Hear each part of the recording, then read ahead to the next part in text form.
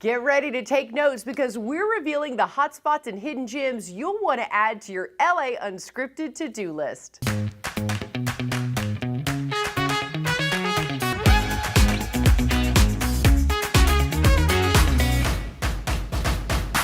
Hello and welcome to LA Unscripted. I'm Dana Devin, coming to you from our LA offices in Hollywood. Now, obviously, we don't just cover this neighborhood, we cover all of SoCal, bringing you places we think you just shouldn't miss, like this one.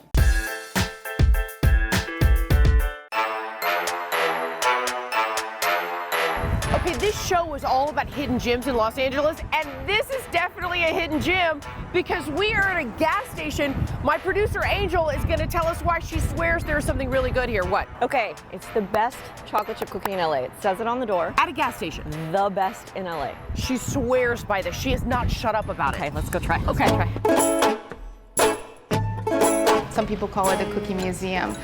And the other thing that we get reactions that are interesting, like first time when people eat Zooey's, that sound. Oh, you get this like a little sea salt. I have never had a cookie like this. We opened Zooey's. People were so skeptical, like cookies in the gas station. My husband, we owned the gas station, so it was easy for our family to be able to do this. But 6 months after opening, I have no idea how, but Eater LA put us on the list of best top 20 cookies. We were number 5 for the walnut gooey, the one that has walnuts and the salt on it. And then LA Times after that asked us for a recipe for oatmeal raisin. And then we had the Los Angeles Magazine Best of LA issue, which they did out of 16 different bakeries, voted brown butter chocolate chip the best chocolate chip in LA. So this is Angel, my producer's favorite cookie. This is the cookie that she literally drives across town for. She has not shut up about in months. And now for the moment of truth. Ooh, look in there. Oh, you can taste the brown butter. I'm not gonna lie. Perfect texture, crisp on the outside, kind of a little gooey on the inside. Very rich chocolate. This is like home-baked chocolate cookie. I knew if I was talking about it, she was gonna want some. Oh, yeah. When did you start kind of zeroing in on cookies? It goes back. Like the first recipe that I did before having kids, because of love of food and baking and healthier baking, was the Morning Glory. And I made that, and in fact back then I took it to some well-known companies. So they wanted the recipe. I didn't give the recipe or sell the recipe. I just had something that told me, one day you're gonna do this. Okay, I think we should try the s'more next because I just can't get over the perfection that is this cookie. I mean, look at that. This is just like a s'more. It's got the graham cracker. The marshmallow on top is so gooey and mushy and delicious. Wow, look at that cookie. Zooey's name, it's just a little end of my name, Arazu, so Zooey's. And the heart logo, it's like, I mean, I feel this power that comes from us and our heart. Charlie's working here, my son, and my daughter too. So it's just a family thing, our heart is into it. And honestly, the reaction of people and how much people loved it. And people like Angel coming in and trying cookies, and every day that I hear these things from me, I can't believe it. Okay, I think I have to agree with Eater LA, Los Angeles Magazine, and the LA Times. Best cookies in the city of Los Angeles. Cheers. And your producer. And I said, Eater LA. Give me Cheers. this. And we're just getting started. With over 39 million people living in SoCal, it takes a lot to keep us all entertained. Thank goodness places like this keep popping up.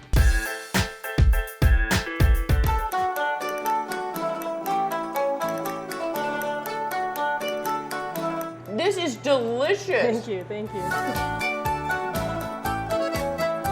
Bar Santos is a small restaurant wine bar in Cypress Park that serves Portuguese food and Portuguese wine with a little bit of Spanish peppered in. It's a little homage to my culture. I immigrated from Portugal when I was 5 and grew up on the East Coast in a lot of Portuguese communities, eating and drinking Portuguese food through most of my life, and I wanted to bring some of that to LA. So Barra just means bar in Portuguese, and Santos is me and my family. My brother Miguel is an amazing cook. My great-grandmother was an amazing cook as well. And I was always in the kitchen with them as a young kid. Melissa and I have been friends now for several years. I had asked her if she wanted to come work with me and open a Portuguese restaurant, and she looked at me and asked me, what the hell is Portuguese food? And so we decided to go to Portugal and eat our way through Lisbon. Came back to LA, read every Portuguese cookbook I could find, and this is my version of Portuguese food. I think for me the menu is meant to be shared. It's food that I would like to eat when I come to a restaurant. Very simple. It's ham, cheese, and bread. We have an amazing grilled whole dorade on the menu right now. Delicious pork sandwich, and then we finish it off with a spiced almond cake. Oh my God, that sounds amazing. So these are our buttered sardine toasties. These are farmers market tomatoes that we marinate in a little bit of sherry vinegar, olive oil, and thyme. Okay. These are high quality canned sardines. Finished them up with some pickled shallots and from fresh dill. Oh my God. That is really good. I'm not sure I've ever really had a love affair with sardines, but this is amazing. This is our peri peri chicken. It has a little side frisee salad. good. Yeah. A Okay. little bit of charred lemon. It's kind of like what you said, where it's very simple but like elegant. So this is a peri peri sauce, Portuguese sauce. It has bird's eye chili. We put bell pepper in ours, a little bit of Fresno chili. Oh my God, that's so good. It is so delicious. It is spicy but tangy. Yep. And there's a little bit of vinegar in it, like you said. And the chicken is so moist and tender. Yeah, like so it's just falling off the bone. Yeah, we confit the chicken in duck fat, so that's never going to be bad. Our hospitality group, Last Word Hospitality, fortunately has Evelyn as our wine director. She has a fantastic palate, makes very good decisions on what wines make sense with what food.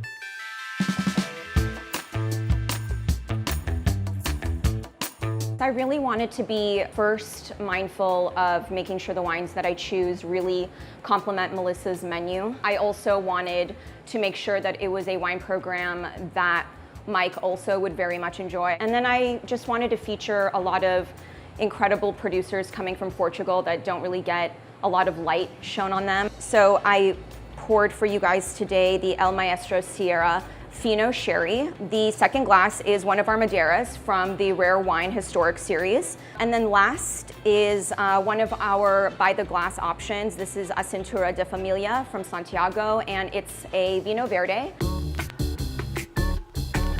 I really enjoy food and beverage and people and the whole experience of being out dining and people coming together and breaking bread together. I think that's an important part of life. Oh my We're doing something right here. You did something really right. Yeah.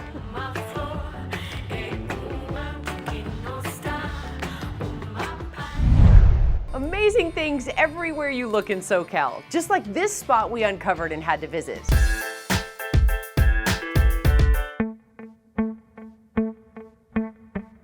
Pally House West Hollywood is perfect for your leisure traveler, your business traveler, and or someone just, even locals, just looking for a very kind of curated, different, creative point of view on their stay.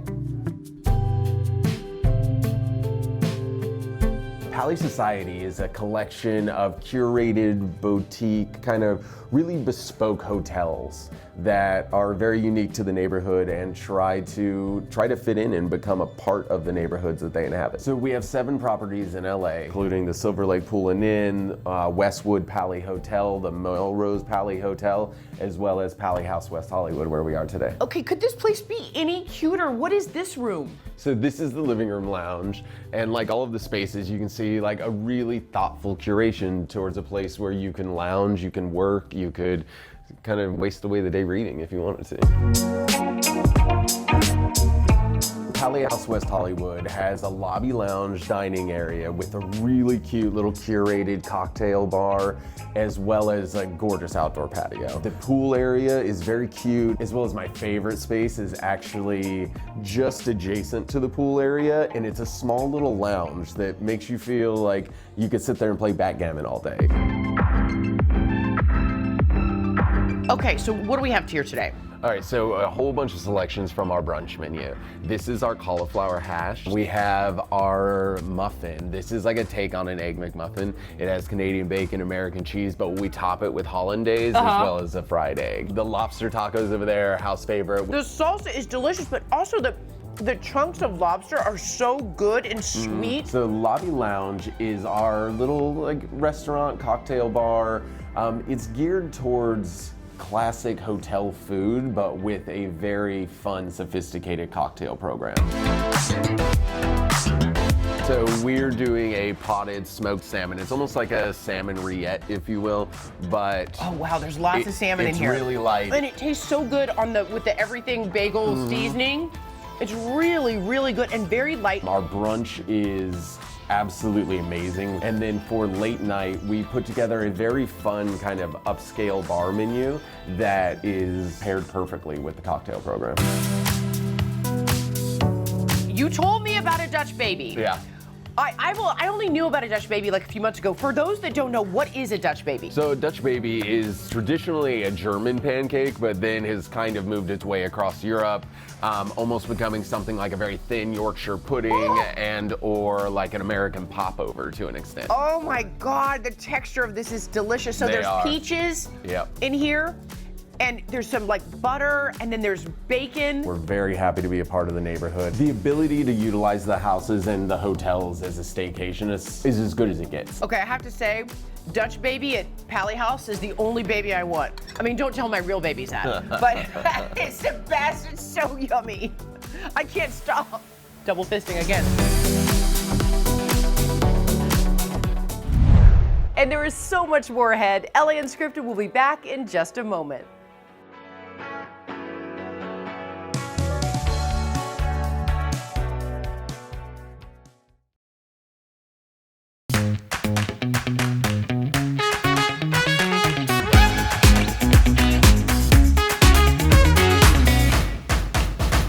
Welcome back to LA Unscripted from our home base here in Hollywood. I'm Dana Devin, and we didn't have to travel too far to bring you this hidden gem.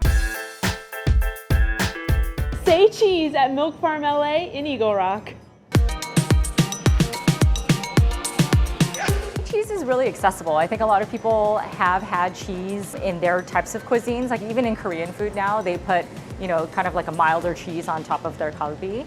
And I think that cheese is kind of well known just because a lot of cultures have some sort of cheese in their repertoire of foods. Milk Farm is a neighborhood cheese shop here in Eagle Rock. We sell hundreds of different types of cheeses as well as beer, wine, sake, cider, gourmet foods. We're quite well known for our sandwiches. I spent a year actually traveling around the world, and when I got back, I wanted to put something together for the neighborhood that was resembling of all the little stores that I saw all around the world, highlighting all the great things that are made here in America as well. So it's a bit of kind of like a European influence meets an American influence. Here at Milk Farm, all of the employees here, all of the cheesemongers here are highly, highly educated in all things cheese. So if you ask them a question about the science of cheese or lactose or what's in season or how a certain cheese is made, we will actually be able to know the answer and explain all of that to you. On top of that, at a cut-to-order cheese shop, the cheeses here are not sitting around in plastic for a long time. We have a wheel of cheese, we cut exactly what you want, and you get the freshest cut of cheese possible. I made it to the behind the scenes of the Milk Farm, and I'm gonna learn the art of cheese cutting. Alyssa, what are you gonna show me today? I'm going to show you how to use our fabulous little cheese wire here. We're going to cut some cheese together, but first, since you're behind the counter, you get an official Milk Farm apron. This makes me official, I think. Welcome to the crew. Yes, thank you. I'm never leaving, it's okay. All right. So we're going to be cutting some delicious cheddar, cow's milk cheddar from Iowa, using this cheese wire. Okay, what's the difference between, a cheese wire and a very sharp knife? So for something like a cheddar, it's going to be a little more crumbly. So I like to use the cheese wire because it's very, very thin. It kind of makes things a lot cleaner. It makes for a super clean cut. And it just, I don't know, it makes you feel kind of powerful to use like a tiny little wire to break down cheese. I love that. I really like it that way.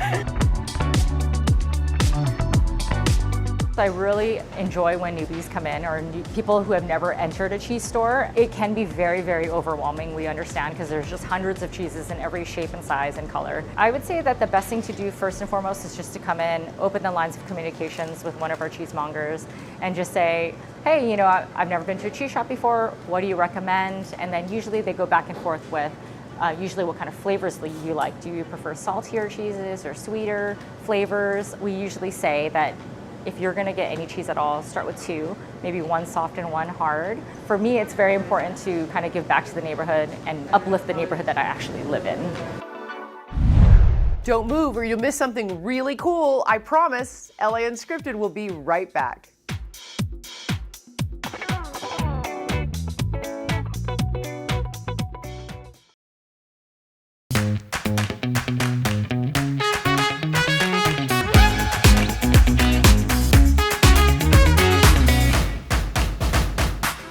Back to LA Unscripted. I'm Dana Devin from our offices in the heart of Hollywood. Let's check in with another member of our LAU pack, Jasmine Simpkins. Hey Jasmine, what are you up to? Water. John Reed Fitness is the ultimate gym. It's the place that you want to come and work out. We just opened in the middle of June. It's the 2nd in California, the 3rd in the US. The reason we came to Santa Monica is, of course, everyone wants to get that beach body, right? So what better than just being steps from the ocean? This was retail, so a former Banana Republic, which is hard to imagine when you're in this space. If everything's gone, and it's been completely reimagined. We have great co-working space. We have a juice bar with freshly made smoothies. We have 2 classrooms, so cycling classes, and a whole schedule of group fitness classes. 3 floors, 45,000 square feet of gym space. We like to crank up the music. We have live DJ. I love it. I love it. It's like a workout club. All of our free weights are downstairs and all of the plate-loaded equipment. So that's where you go to really build the muscle. So we have personal training. So we have trainers on staff, and we actually encourage people to take a free personal training session when they join. Hey, Madison. Hey, Jasmine. You ready to get your beach body workout going? I think so. All right. Don't kill me. All right, last 2, Jasmine. Squat down, throw it. Last one, get low. There it is, beautiful. How you feeling? Like my legs are on fire. Oh, good. That's what we want. And we're still not done yet. Our Gym 80 machines are arguably the best strength equipment in the world. So they're imported from Germany. And we have them in all of our John Reed clubs. And we have a rig upstairs, we have the sled upstairs, and that's where you'll find our group fitness studios. Guys, I made it. Now it's time for a smoothie. I think it's really brought something to 3rd Street Promenade. We're busy, we're lively, and we are the sexiest gym in Santa Monica. And here's the bonus of going off script in our city. Whether it's 20 miles or 20 minutes, you're bound to bump into something amazing. More and more people like me are becoming proud plant parents. But what if, also like me, you don't necessarily have a green thumb? Well, now a special delivery from an online plant shop promises easy to grow greenery. Oh, cute! Whoa! Yeah! Oh. Wow! Look at that, just like that. Easy Plant is basically a plant that waters itself through a hidden water reservoir that you only need to fill once a month. The plant regulates the water it needs throughout the month, and you don't have to have any guesswork. It's like a foolproof plant system.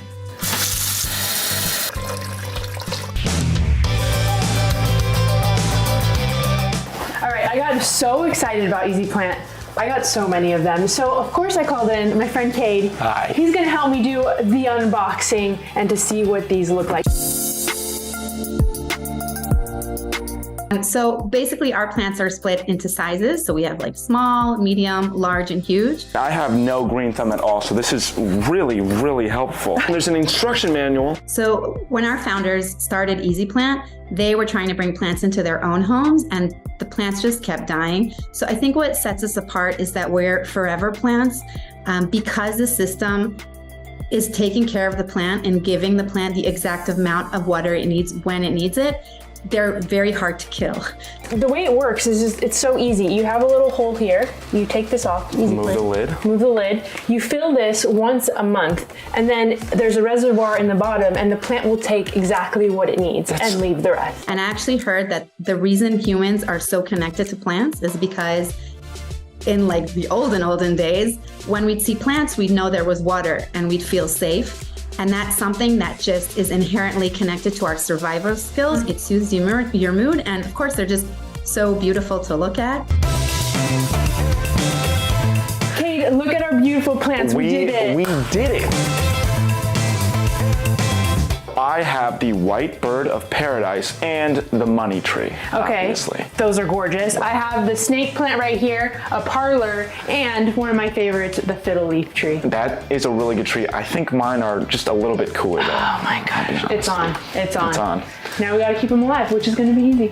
Experts say that 66% of homes have at least one plant, and that going green can decrease stress and increase productivity. So, thumbs up for Easy Plant. And that is all the time we have for tonight. Thank you for joining us. We'll see you next time. Mwah.